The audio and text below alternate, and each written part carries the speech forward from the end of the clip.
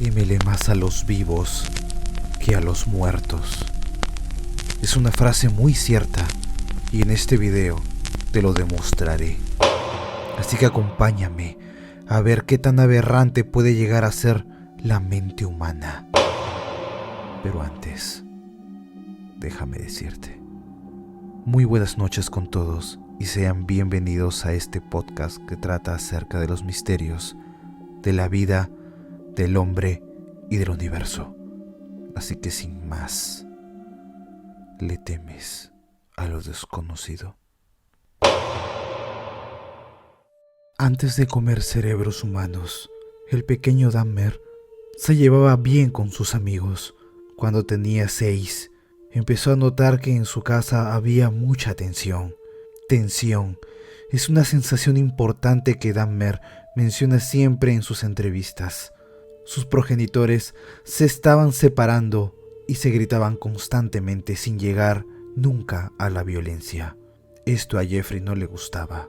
Por lo tanto, en su hogar se volvió cada vez más retraído y tímido. En esa época, coincidencia o no, le encontró el gusto a la disección de animales. Cuando no estaba en el colegio, el pequeño Dahmer cazaba animales, les abría los vientres y les sacaba los huesos. La historia más espeluznante de esta etapa de su vida tiene que ver con el día que encontró un perro grande postrado en una ruta y se lo llevó con la idea de separar sus huesos de la carne, reconstruir el esqueleto y venderlo. Finalmente, no cumplió con su objetivo, pero hizo algo aún más siniestro. Le cortó la cabeza, la clavó en una estaca y la dejó en el bosque que había cerca de su casa. Le dijo a un amiguito lo que había encontrado entre los árboles. Los dos fueron hasta el lugar y él sacó una foto. Cuando tenía 18, un día que volvía a tomar unas cervezas con unos amigos, se le presentó la oportunidad perfecta para cumplir con su fantasía. Iba en su auto por la ruta y vio a alguien haciendo dedo. Dahmer invitó a Stephen Hicks a su casa, aprovechando que estaba vacía. Una vez allí, Jeffrey actuó motivado por sus fantasías y por su excitación por los órganos internos, golpeando a Hicks con una barra de pesas y estrangulándolo con este mismo objeto. Una vez muerto, se masturbó con su cadáver. Al día siguiente, Jeffrey compró un cuchillo, le abrió el vientre y se masturbó por segunda vez, aunque en esta ocasión fue sobre sus vísceras. Después, despedazó el cuerpo, lo metió en una bolsa y lo guardó en el baúl de su auto. Se subió a su coche y partió rumbo al basurero más cercano. De camino, Dahmer fue detenido por unos policías. Los agentes le hicieron la prueba de alcoholemia, que superó, y le preguntaron qué llevaba atrás. Dahmer les dio una excusa y los policías lo dejaron ir. Asustado por la secuencia, Jeffrey regresó a su casa con los restos del hombre en el baúl y los escondió en las tuberías que había en su sótano. 2 años después, volvió al lugar, machacó los huesos de Hicks y los esparció por la maleza alrededor de su patio. Tras haber cometido el primer asesinato, Dahmer estuvo 9 años sin asesinar a nadie. En este interín se separaron sus padres y se volvió adicto al alcohol y a las drogas. También se terminó de dar cuenta de sus preferencias sexuales, que de nuevo ocultó todo. Lionel, su padre, le insistió que estudiara una carrera y Dahmer accedió. Se anotó a la universidad y en el ejército. Lejos de encarrilarlo, de los 2 lugares lo expulsaron por su nefasta conducta. El siguiente intento que hicieron con Jeffrey fue enviarlo a vivir con su abuela. Creían que ella podría ayudarlo con su situación, y lo hizo. La convivencia del joven con la señora sirvió para que dejara las drogas y el alcohol. Pasaban los años y Jeffrey seguía reprimiendo sus impulsos de control y sexo. Hubo un momento en el que no aguantó más. Dahmer se encontraba en la biblioteca con un hombre. Le dejó un mensaje ofreciéndole favores sexuales.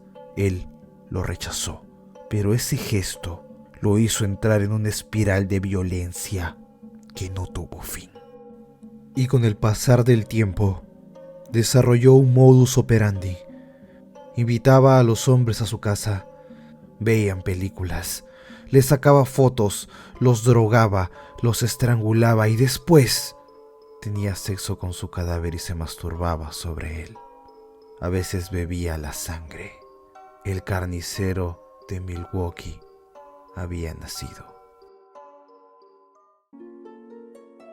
Una vez consumado el ritual, descuartizaba a las víctimas, disolvía los cuerpos en ácido, tiraba los restos a la basura o al inodoro y se guardaba alguna que otra parte.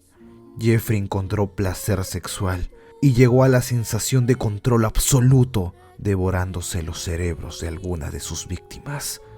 Sentía que cada vez que se comía un cerebro o bebía la sangre de alguien, esa persona se convertía en parte permanente de él. A los cráneos que guardaba como trofeos no solo los blanqueaba, sino que también los barnizaba. A una de sus víctimas la desmembró. Separó su corazón y los bíceps, los cortó en pedazos pequeños, los lavó y los guardó en bolsas herméticas y luego los puso en el congelador y los dejó ahí. Te dejo otro video donde relato con lujo de detalles lo que les hacía. El 22 de julio de 1991, Jeffrey Dahmer quedó detenido por la policía de Milwaukee. Los agentes locales dieron con él porque una víctima pudo hacer lo que las otras no: escapar. Esa persona era Tracy Edwards, quien ni bien pudo salir del departamento de Dahmer, corrió y dio aviso a la policía. Las fuerzas de seguridad se presentaron en la casa del asesino y descubrieron, entre otras cosas, que Dahmer guardaba partes de cuerpos y fotografías de cadáveres. No hubo lugar ni a una sola duda de que era culpable. Cuando el carnicero de Milwaukee notó que no tenía escapatoria y que no podía negar ante la justicia lo que hizo, decidió confesar sus crímenes con lujo de detalles. Por eso, esta historia puede llegar a ser más repulsiva de lo normal. El jurado consideró que el criminal estaba en su sano juicio y lo condenó a casi 900 años de prisión, a 15 cadenas perpetuas. Jeffrey no duró ni 4 años en prisión. Mientras estuvo encerrado, concedió entrevistas a los medios y recompuso la relación con Lionel, su padre, quien escribió un libro contando su experiencia con lo que le hizo su hijo.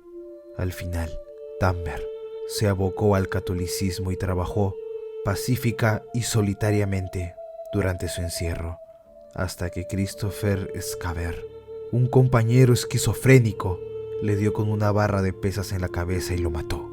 Irónicamente, con el mismo objeto con el que realizó su primer asesinato. Si el video te gustó, déjame un like o compártelo si te pareció interesante. Muchas gracias. Si tienes una historia, relato o suceso paranormal, puedes dejarla en la caja de comentarios o escribirme al siguiente correo: alodesconocido.pe@gmail.com.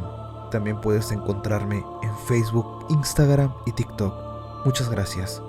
Soy Miguel y que tengas buenas noches.